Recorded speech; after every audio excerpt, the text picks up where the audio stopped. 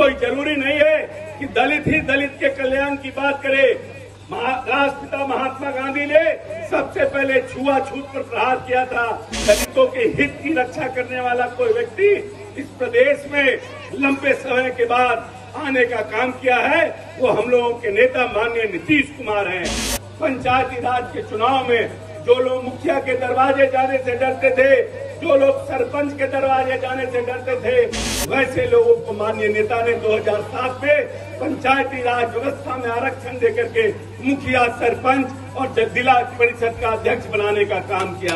ऐसे इरादों को दबाने के लिए आप सब 5 तारीख को पटना के वेटनरी कॉलेज मैदान में आकर अपने नेता नीतीश कुमार के मनोबल को बढ़ाने का काम करिए। नमस्कार, मेरा नाम आलोक है। आप लाइव स्ट्रीम देख रहे हैं। पटना में 5 नवंबर को बड़ी रैली होनी है। भीम संसद का आयोजन होना है पटना के वेटनरी मैदान में। अब इसे लेकर तैयारियां की जा रही हैं। अशोक चौधरी बिहार सरकार के मंत्री हैं, कैमूर पहुंचे हैं। देखिए, बड़ी संख्या में लोग कैमूर में उनकी सभाओं में जुट रहे हैं और बिहार के हर जिले में जाना है।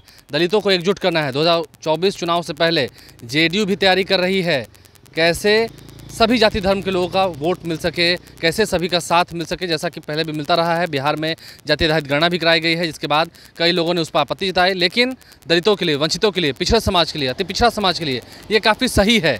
कई बार नीतीश कुमार ये कहते आए हैं और आगे आरक्षण का दायरा भी क्या बढ़ाया जाएगा। लेकिन फिलहाल जब भीम संसद का आयोजन हो रहा है, अशोक चौधरी बिहार सरकार के मंत्री कह रहे हैं कि ये ज़रूरी नहीं है समाज में कि जो दलित समाज के हों सिर्फ वही दलित समाज के लिए, बहुजन समाज के उत्थान के लिए सोचे। नीतीश कुमार ने दलितों के लिए बहुत कुछ किया है और आगे अभी और बहुत करना है। क्या कुछ अशोक चौधरी कहे थे। तमाम तस्वीरें हमने आपको कैमूर जिले की दिखाई है। मंत्री जमा खां भी साथ में मौजूद थे। क्या कुछ वो कहे थे, जरा सुनिए। सारी बजट में दलित के लिए इतना प्रावधान करने का काम नहीं किया।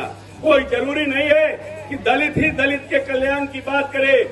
राष्ट्रपिता महात्मा गांधी ने सबसे पहले छुआछूत पर प्रहार किया था कि छुआछूत एक सामाजिक कुरीति है। राष्ट्रपिता महात्मा गांधी दलित नहीं थे, लेकिन अगर दलितों के हित की रक्षा करने वाला कोई व्यक्ति इस प्रदेश में लंबे समय के बाद आने का काम किया है, वो हम लोगों के नेता माननीय नीतीश कुमार हैं। उन्होंने इस प्रदेश में दलित बच्चों के पढ़ने के लिए अनुसूचित जाति जनजाति आवास का निर्माण कराया।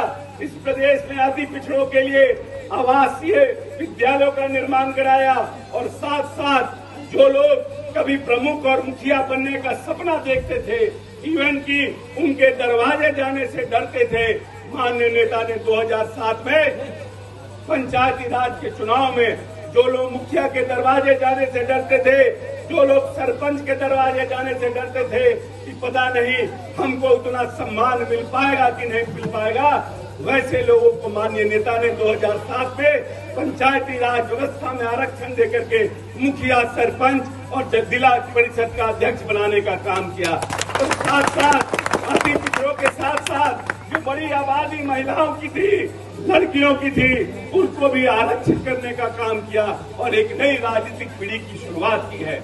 इसलिए जो व्यक्ति हमारे लिए काम कर रहा है, जो व्यक्ति हमारे आने वाली पीढ़ी के लिए चिंतित है, सोच रहा है, जिसने बजट का प्रावधान किया है, उसके मनोबल को बढ़ाने के लिए हमारी पार्टी ने 5 नवंबर को भीम संसद का आयोजन किया है, जिसमें जो राजनीतिक दल आज सत्ता पर काबिज है, कभी न कभी संविधान के ऊपर टीका टिप्पणी करता है, कभी न कभी आरक्षण पर टीका टिप्पणी करता है।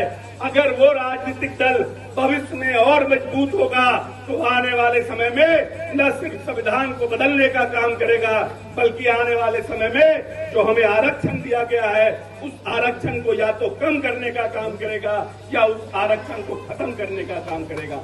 इसीलिए हम तमाम दलित भाइयों से आग्रह और निवेदन करते हैं, अपने नौजवान साथियों से अपील करते हैं, ऐसे मंसूबों को चकनाचूर करने के लिए, ऐसे इरादों को दबाने के लिए आप सब 5 तारीख को पटना के वेटनरी कॉलेज मैदान में आकर अपने नेता नीतीश कुमार के मनोबल को बढ़ाने का काम करिए और वैसी ताकत जो इस देश में संविधान और आरक्षण को खत्म करने की साजिश कर रही है, उसको मुंहतोड़ जवाब देने का काम कीजिए। बहुत बहुत धन्यवाद। जय भीम, जय नीतीश, जय बिहार।